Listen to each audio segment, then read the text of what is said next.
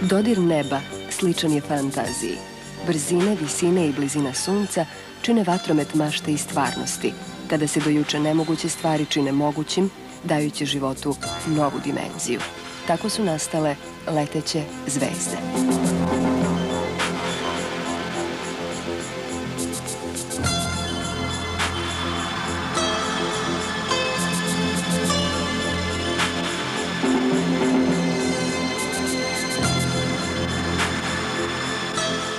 Vođa grupe Borivoj Bivic, major, rođen 13. oktobra 1951. u Trbovlju.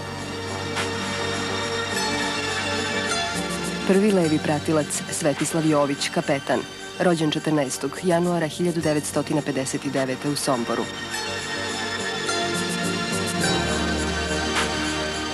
Drugi levi pratilac Miša Menđan, kapetan prve klase, rođen 17. maja 1954. u Silbašu.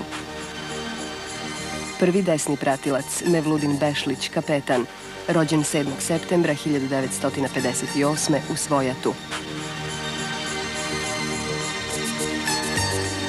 Repni pratilac Josip Njari, kapetan prve klase, rođen 3. septembra 1952. u Sušinama. Drugi desni pratilac Andrej Pirc, kapetan, rođen 28. oktobra 1957. u Celju. Drugi repni pratilac Mirko Kos, kapetan, rođen 13. februara 1957. u Novom Mestu.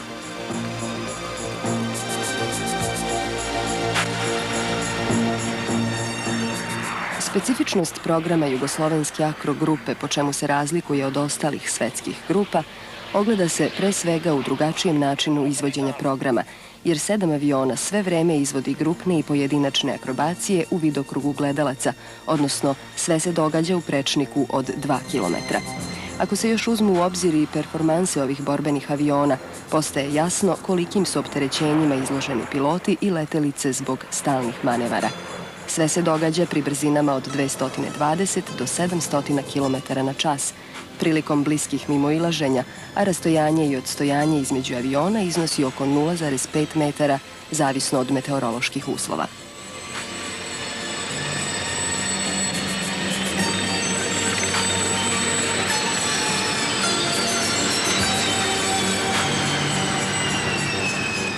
Bez obzira na naprezanja koje iziskuje svako poletanje, piloti akro grupe su pre svega nastavnici letenja u Vojnoj vazduhoplovnoj akademiji u Zadru i tek kada završe sve radne obaveze, obuku i trenažu sa pitomcima, iza zadovoljstva sedaju u jarko obojene lovce bombardere tipa Jastreb da bi uvežbavali nebeske vratolomije.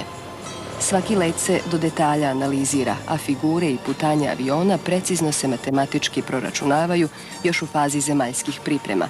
Ukoliko bi za samo delić sekunde jedan pilot zakasnio da odreaguje, takva greška bi se odrazila na celu grupu. Ako se uzmu u obzir dimenzije prostora u kome se program akro grupe odvija preko 20 minuta, 2 km u prečniku i na visinama od 10 do 1200 metara, postaje jasno kakve napore iziskuju stalni manevri. Dejstva sila kojima su neprekidno izloženi piloti kreću se od 3 do 6 G. U tom slučaju čovek trpi opterećenje od 3 do 6 svojih težina. Zato akrobatsko letenje iziskuje izuzetno velika psihofizička naprezanja, pa ipak retki su časovi odmora i opuštanja za letače ovakvog kova.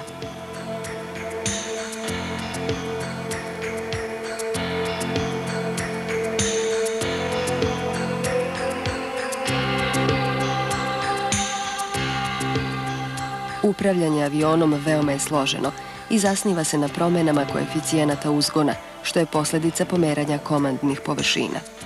Zakrilca se upotrebljavaju pri sletanju da bi se postigla što bolja upravljivost na malim brzinama.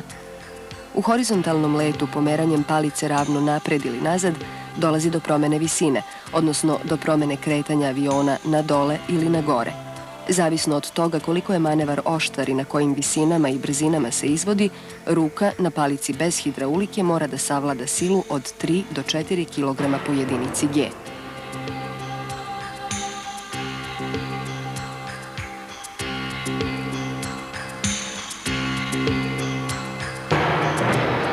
Levi ili desni zaokret vrši se pokretom palice u levo ili desno. Tada avion dobija nagib jer se istovremeno jedno krilce podiže, a drugo spušta, čime se na krilima smanjuje, odnosno povećava uzgon.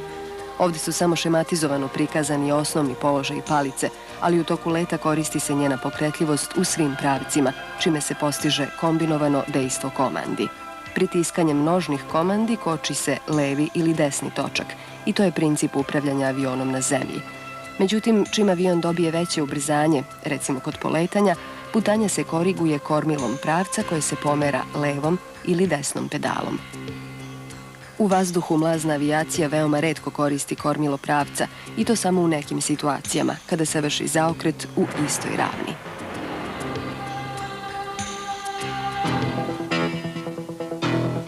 Na osnovu šematskog prikaza aviona ispituju se opterećenja na svakom pa i najmanjem njegovom delu. Uzgonsku silu na krilu možemo predstaviti kao zbir svih malih sila koje se stvaraju na celoj površini. Pošto je odozgo krilo zaobljeno, čestice vazduha prelaze duži put nego sa donje strane, što stvara razliku u pritiscima, a od njihovog odnosa zavisi i sila uzgona.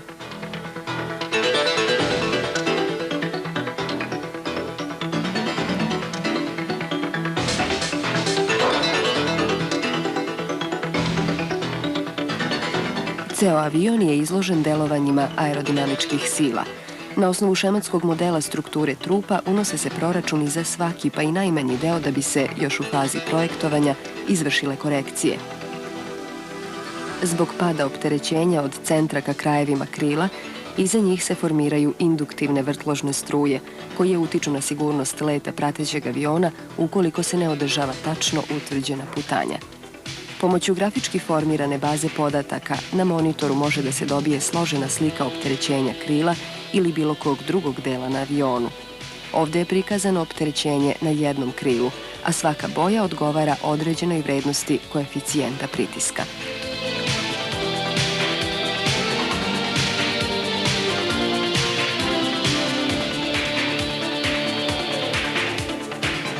Šta se sve događa sa avionom u letu, slikovito je prikazano u vodeno-kavitacionom tunelu, koji se koristi da bi se što savršenije oblikovali pojedini delovi. Trenutno je u fazi ispitivanja zavisnost oblika kabine od ugla vetrobranskog zida. Posebnim sistemom ubacuje se vazduh. Zbog jakog strujanja vode, formirani mehur dobija takav oblik koji pruža idealnu sliku otpora.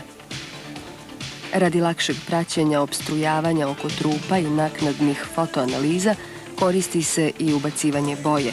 Na taj način sve aerodinamičke nepravilnosti postaju znatno uočljivije. Svaka pojava vrtloženja struja osnovna je indikacija da se negde na modelu stvara povećani otpor.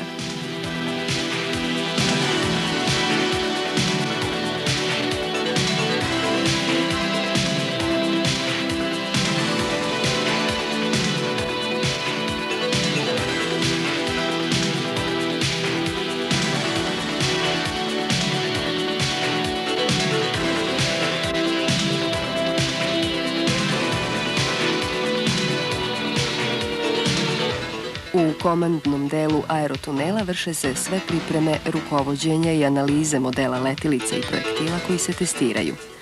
U trisoničnom tunelu simuliraju se svi uslovi leta jednog aviona ili pojedinih delova. Pored toga što će kompjuterski biti zabeleženi svi elementi dobijeni ispitivanjem, posebna tehnika pruža mogućnost i vizualnog praćenja i beleženja istraživačkog procesa. Snižavanjem pritiska ovdje se mogu stvoriti uslovi koji vladaju na različitim visinama i pri brzinama od 250 do oko 5000 km na čas. Da bi se izvršile kompletne aerodinamičke analize, tokom ispitivanja fiksirani model može da menja položaj i napadni ugao.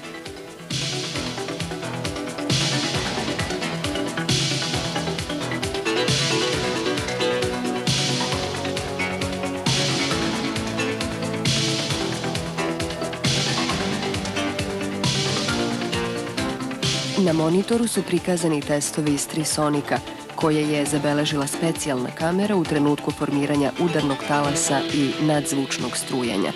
Uočljiva je koncentracija strujnica i njihova promjena, ne samo u zavisnosti od položaja modela, već i od njegovog oblika, što se najjasnije vidi na primjeru kugle i konusa.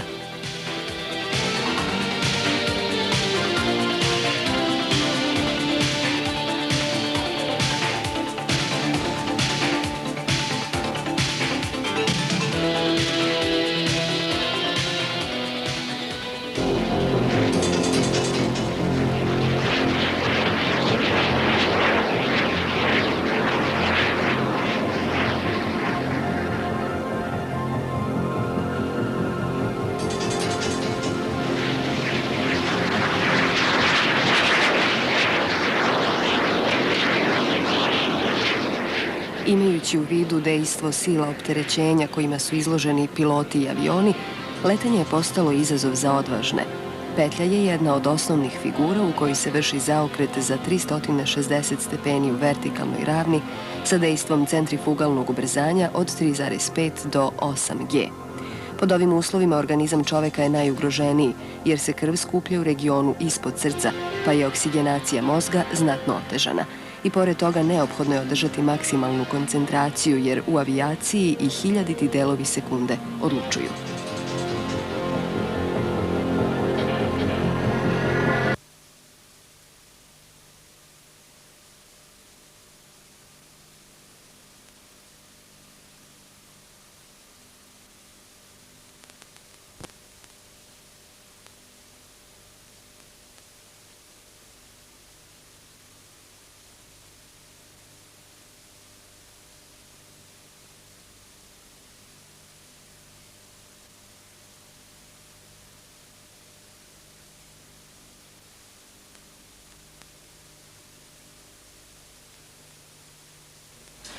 Pa nek mi neko kaže kako se zove taj element, u stvari definiciju prevrtanja.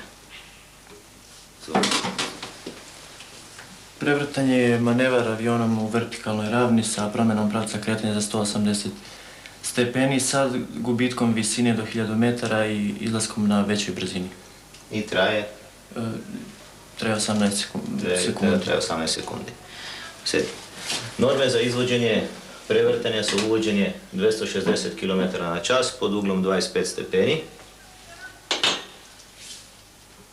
okretanje aviona i izlazak na brzini 500 km na čas, odnosno 550, zavisi od elemenata koje sljedeći radimo. Znači da je vađenje iz prevrtanja ujedno i priprema i uvođenje za sljedeći element.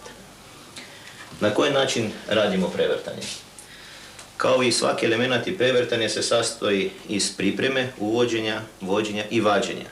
U pripremi imamo avion u horizontalnom letu, 400 km natrimovan. Nakon toga podešavamo snagu motora na 75%, postavljamo ugao 25 stepeni. Kad nam brzina padne na 300 km na čas, uvlačimo vazdušne kočnice, povećamo snagu motora na 90% i zadržavamo taj ugao penjenja od 25 stepeni. Na brzini 260 km na čas dajemo palicu u stranu, znači u lijevu ili desnu stranu, zavisi koje prevrtanje radimo. Znači dajemo u stranu, tako da nam, kad okrenemo avion za 180 stepeni, avion blago padne na horizont. Nakon čega povlačimo palicu na sebe i avion bez nagiba dovodimo u donju tačku sa brzinom 500 km na čas.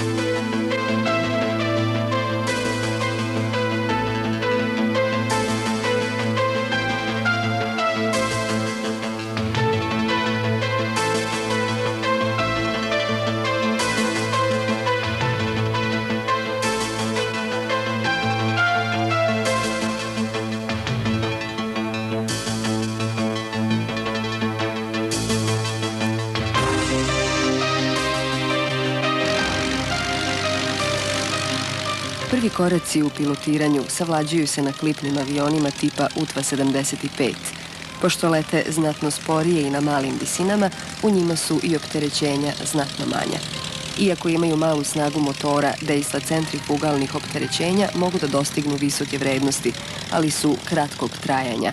Ipak, postupnost obuke je preduslov za stvaranje vrhunskih letača. A koliko će se neko od pitomaca približiti letećim zvezdama, zavisi od ljubavi i žara uloženog u svaki let.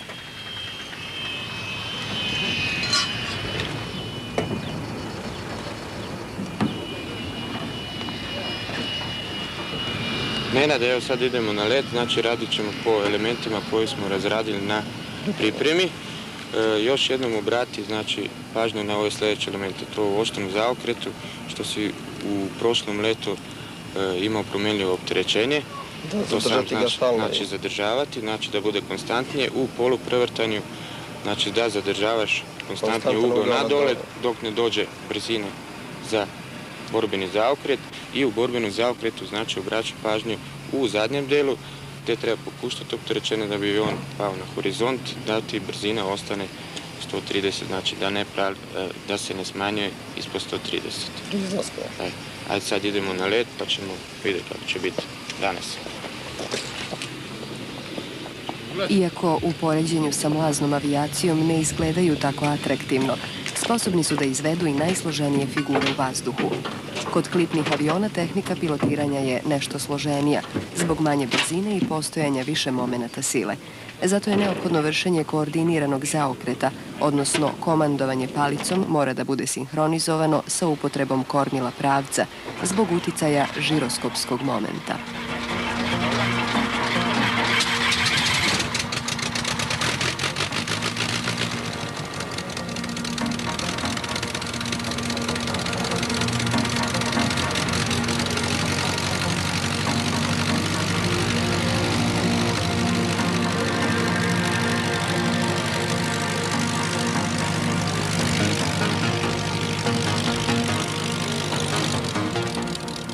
Delovanje žiroskopskog momenta možemo da objasnimo ako elisu uporedimo sa čigrom koja se okreće. Ukoliko je izbacimo iz ravnoteže, ona će se ponovo vratiti u prvobitni položaj. Istu tendenciju ima i elisa pri zaokretu i upravo to iziskuje upotrebu nožnih komandi, čime se parira ovom efektu. Pustimo li nauku za trenutak po strani, pružit će nam se prilika da uživamo u poigravanju zelina, aviona specijalno konstruisanog za akrobatsko letenje.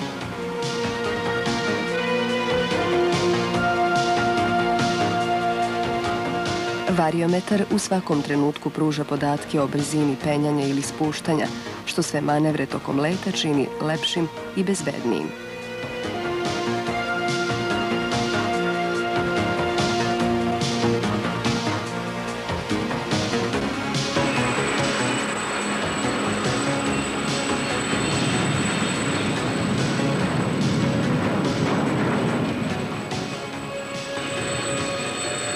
Današnji let izvršit ćemo po maršruti Ražanac, Vrbovsko, Kostajnica, Glamoč, Žažić. Na prvoj etapi odredio se kontrolni orijentir Otočac. Reci radnje i postupke.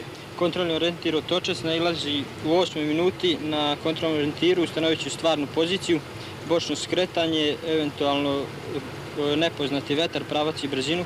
Vratit ću se na zadatu liniju puta prema poznatom orijentiru i dalje let ću vršiti sa ispravkom kursa u odnosu na nepoznati vetar. I pred kontrolnom orijentirom Vrbovskom na vreme da krenem u manevar za izlazak na zadatu liniju puta imam kontrolni orijentir klek. Dobro, u redu, možemo da krenemo na izvršenje.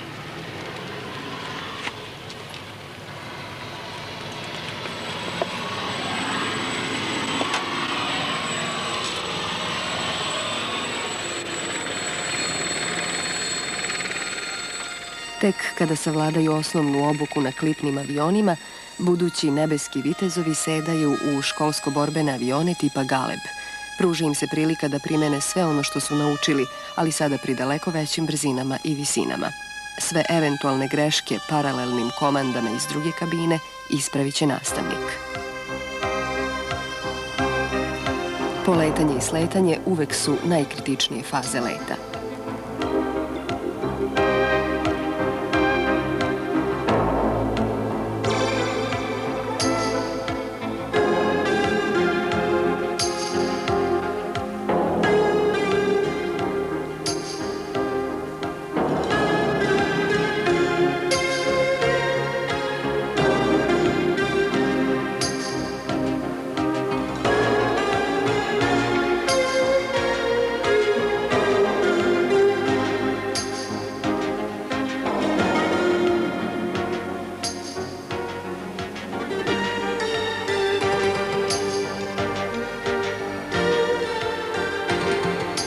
Valjak je, pored petlje, jedna od osnovnih figura, a opisali bismo ga kao okretanje po uzdužnoj osi za 360 stepeni.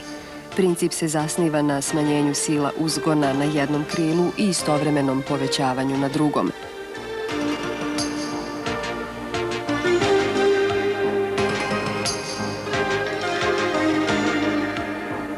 Aviohorizont pruža podatke o trenutnom položaju aviona u prostoru, jer čovekov nervni sistem evolutivno nije prilagođen brzim i složenim promenama dejstava sila, čime se stvaraju lažne slike o sopstvenom položaju u prostoru. Ovakve iluzije su naročito opasne za neutrenirane i neiskusne pilote kada se oslanjaju na sopstvena čula, a naročito u uslovima smanjene vidljivosti i noću. Zato je potrebna kontinuirana trenaža da bi se vestibularni aparat prilagodio situacijama koje ga tokom leta očekuju.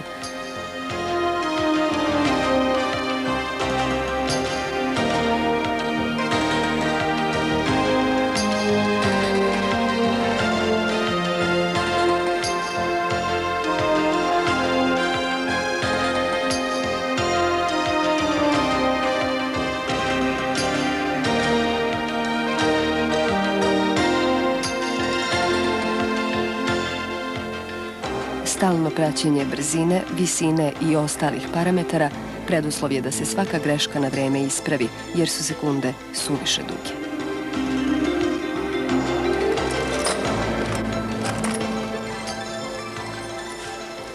Svaki avion odlazi na detaljni pregled u radionicu posle određenog broja sati leta ili kada je potrebno otkloniti veće kvarove. Kontrola obuhvata proveru instalacija, komandi, gorivnog i hidrauličnog sistema, motora i sl.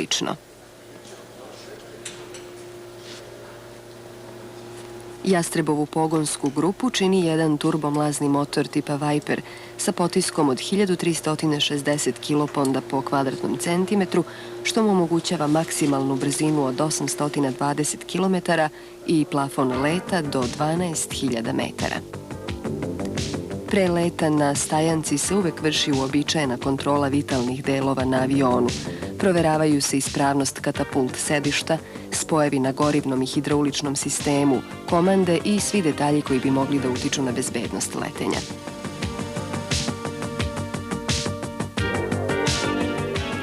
Naročito su osetljivi trapi gume, jer trpe velika opterećenja prilikom svakog sletanja, što iziskuje stalnu obazrivost i provere.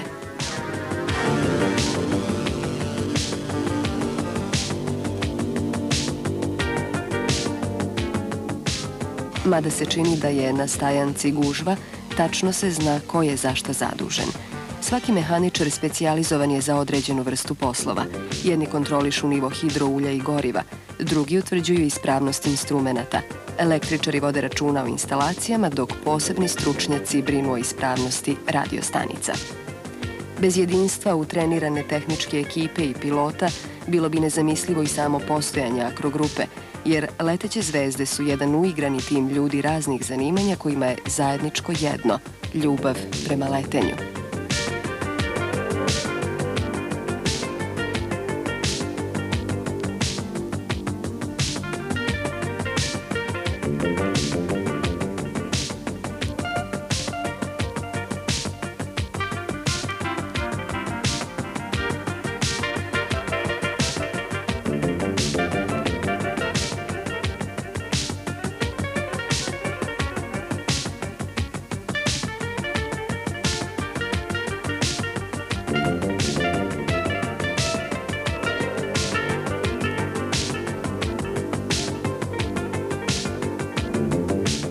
Program akrogrupe podrazumeva apsolutnu sinhronizaciju i savršeno međusobno poznavanje pilota, jer kada let počne, dogovora više nema. Zato je na treninzima i javnim nastupima uobičajeno intuitivno reagovanje. Svaki pilot zna šta ostali misle i kako će u datom momentu svaki član grupe reagovati. Osnovni princip grupnog letenja je da jedino vođa prati instrumente i izdaje naredbe preko radiostanice. Njegova je odgovornost velika jer načinom komandovanja mora da omogući ostalima da ga prate u pripremi i izvođenju svake figure.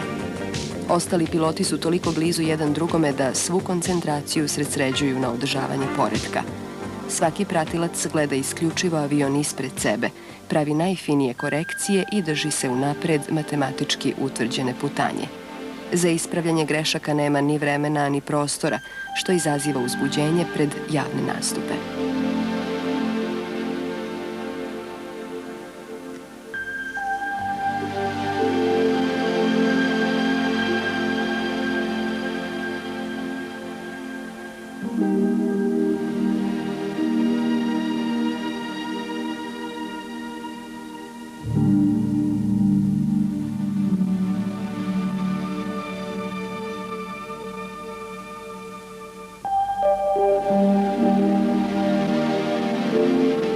Kao i svi piloti i članovi akrogrupe prolaze kroz uobičajeni jutarnji lekarski pregled. Čak i običan nazeb mogao bi da izazove probleme, glavobolju ili oštećenje bubne opne, koji nastaje usled nagle promene pritiska tokom leta.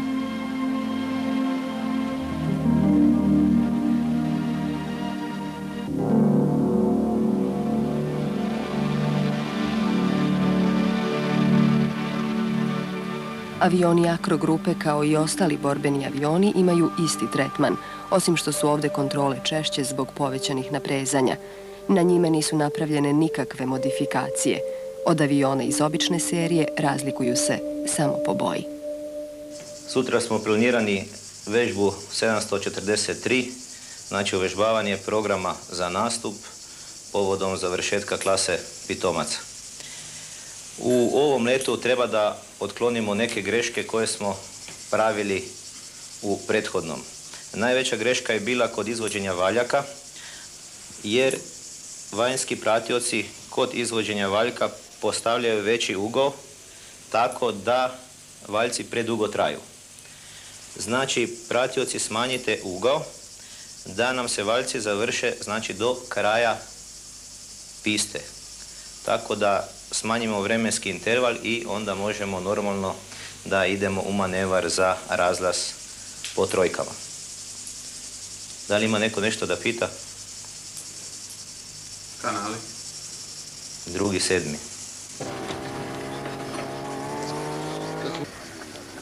Poslednje pripreme za poletanje privode se kraju. Za koji trenutak avioni će biti potpuno spremni.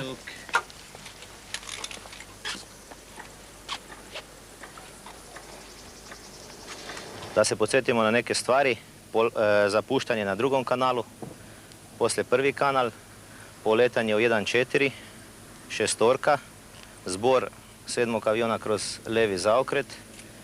Nakon toga radimo program, onaj naš razrađeni, sa 7 aviona. Poslije razlaza uzimajte u obzir vetar, on je negdje iz 300 stepeni 5 metara. Treba uzeti pariranje u obzir, tako da je mimoilaženje izvršeno na jednoj tački.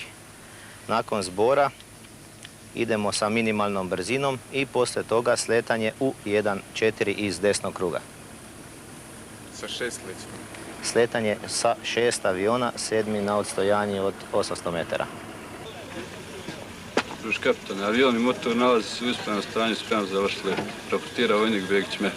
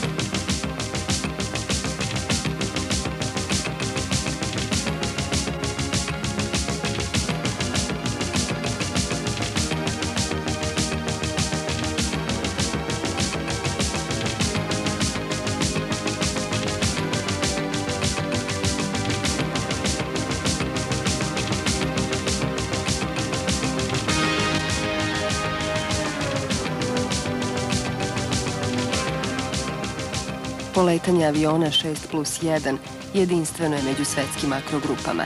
6 aviona, jedva smeštenih u istu ravan, pri brzini od oko 210 km na čas, poleću istovremeno bez obzira na veliki uticaj strujnica.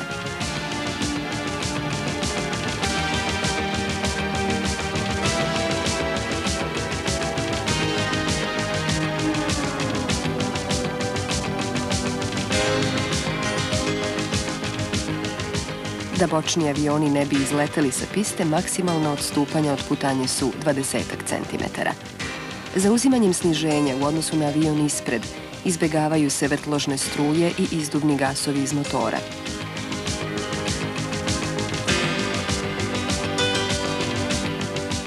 Sniženja u uobičajenim borbenim formacijama iznose 5 do 6 metara, ali su ovde svedena na oko pola metra, zavisno od vremenskih uslova.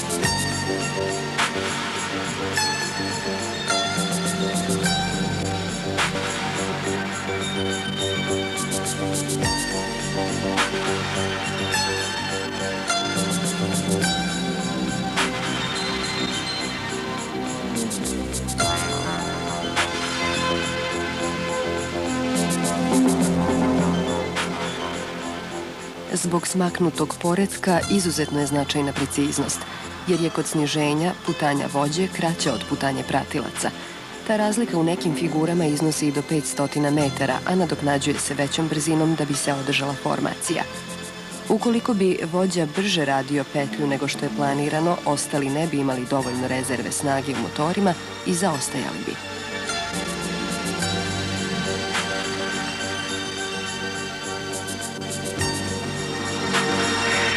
Pripremi valjak. Ide. Sad.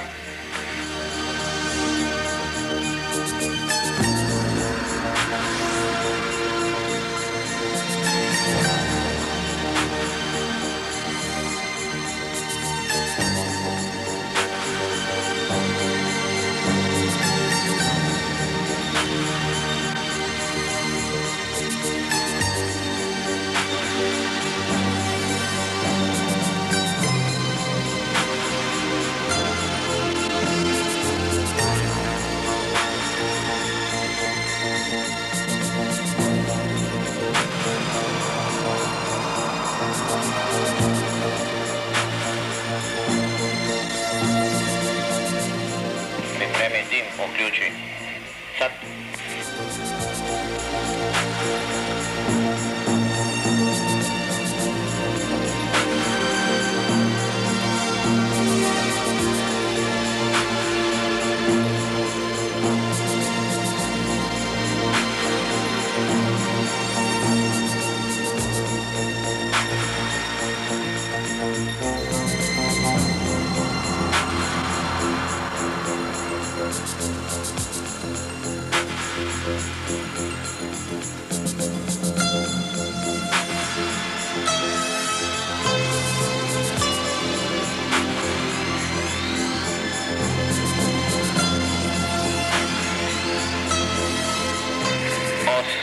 Osam razlaz potrik.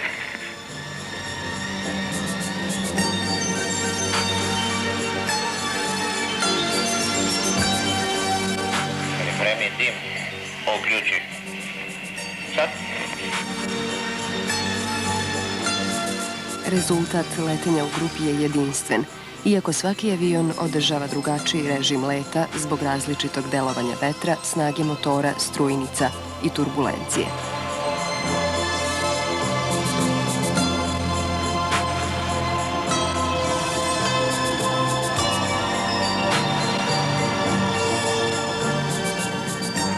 Jedine korekcije koje su tokom leta izvodljive su fina ispravljanja putanja, jer je vreme za bilo šta drugo kratko.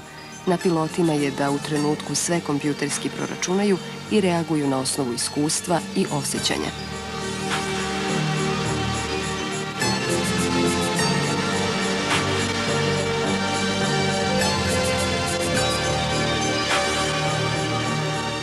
Dim, isključi.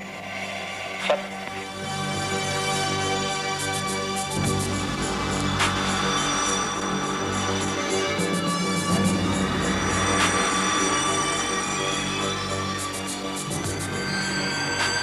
Pripremi dim, uključi. Sad.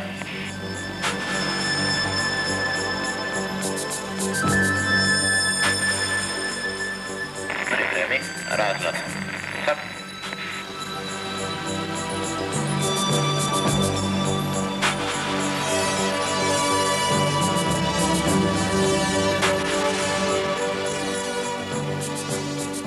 Početak piste. Počnem.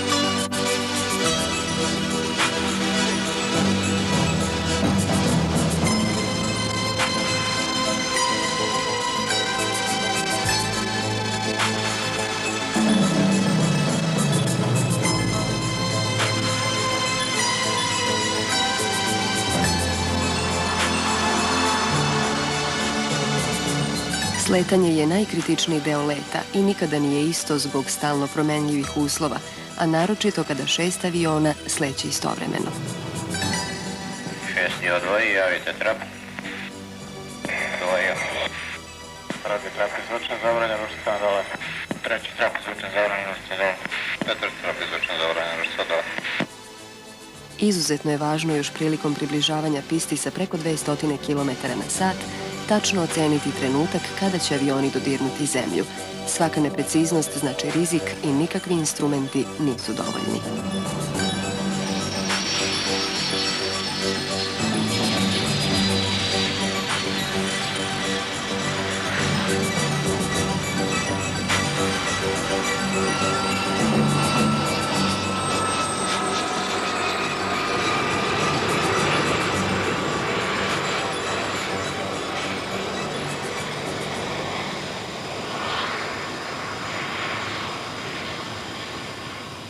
Još jedan let Akro grupe uspešno je završen. Koliko truda i muke je ostalo u visinama i da li uopšte postoji granica zadovoljstva, letačkog savršenstva i stalne znatiželje. Gde je tu tajna? Da li u senzibilitetu pilota, u psihofizičkoj pripremljenosti i uvežbanosti, da li u metodologiji obuke prilagođenoj sposobnostima svakog pojedinca ili u želji da se bude jedna od letećih zvezda?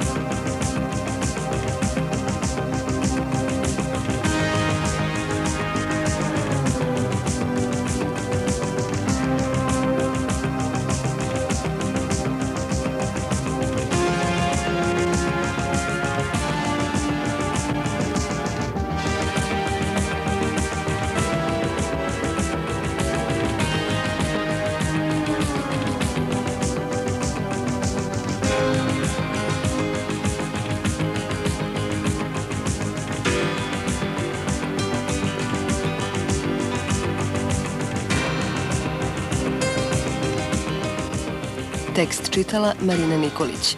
Ton majstor remiksa Richard